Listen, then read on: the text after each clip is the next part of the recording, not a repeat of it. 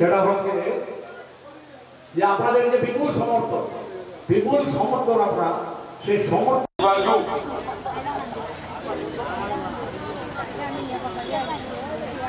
প্রথম শিক্ষাতে আমূল পরিবর্তন। বাগান এলাকাতে মডেল স্কুল দিয়া বাগানের লোকজন প্রতিবেশী লোকজন যাতে লেখাপড়ায় উন্নত হইতে পারে সেই সুযোগ আজকে আমরা মেডিকেল কলেজ দেব।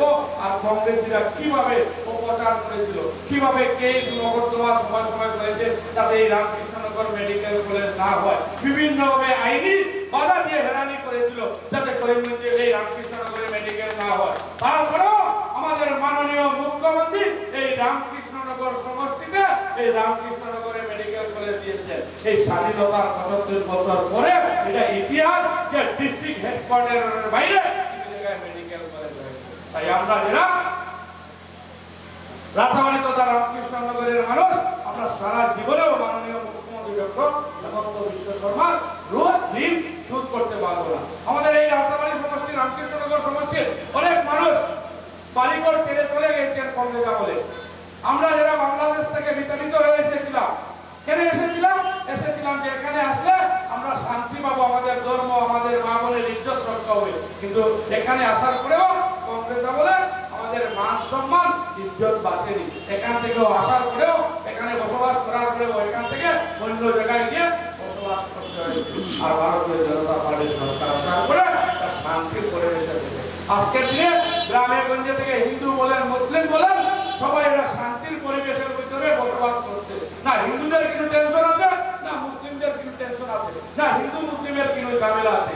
এই পরিবর্তন ভারতীয় জনতা পার্টি, নরেন্দ্র ভাই মোদীজি আর আসামের মাননীয় মুখ্যমন্ত্রী ডক্টর হেমন্ত বিশ্ব শর্মা দ্বারা হয়েছে। তাই আমি আহ্বান করবো আপনাদেরকে, আগামী ২৬ তারিখ আমরা সকাল উঠে আমাদের প্রার্থী কৃপানাথ মালাকে ভোট দিয়ে এখান থেকে জয়যুক্ত করে তৃতীয়বারের জন্য নরেন্দ্র ভাই মোদীজিকে আমরা প্রধানমন্ত্রী বানাবো। তৃতীয়বারের জন্য কেন প্রধানমন্ত্রী নরেন্দ্র ভাই মোদীজিকে বানাবো? কারণ এই স্বাধীনতার পরে প্রথম প্রধানমন্ত্রী, যে প্রধানমন্ত্রী ভারতবর্ষের ইতিহাস পাল্টিয়ে দিয়ে দিয়েছে। এই প্রথম ছিল প্রধানমন্ত্রী, যে প্রধানমন্ত্রী আজকে ভারতবর্ষের যে কোনো কোনায় গেলে, পৃথিবীর যে কোনো কোনায় যদি গিয়ে পাড়া দেন, মানুষ লাইন ধরে মোদি বলতে থাকে। আমরা স্বাধীনতার পরে প্রথম ছিল প্রধানমন্ত্রী। এর আগে অনেক প্রধানমন্ত্রী দেখেছি, প্রধানমন্ত্রীদেরকে পিঠের লাইনে দাঁড়িয়ে থাকতে হতো। আর আজকের দিনে নরেন্দ্র ভাই মোদীজি যখন বিদেশে যান, মানুষ উল্টা প্রধানমন্ত্রীর জন্য লাইনে দাঁড়িয়ে থাকে। আপনারা যাদের আত্মীয় স্বজন বিদেশে আছেন, ওনাদেরকে জিজ্ঞাসা করলে পাবেন। আমার মা বাবা আমেরিকার আগে, আমি অনেকবার আমেরিকা গিয়েছি।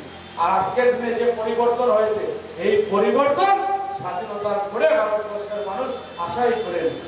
আজকের দিনে যদি আমরা দেখি, অর্থনৈতিক ভাবেই বলি আর পৃথিবীর পলিটিক্যাল ক্ষেত্রেই বলি, নরেন্দ্র ভাই মোদীজি এটা পাওয়ার সেন্টার হয়ে আছে।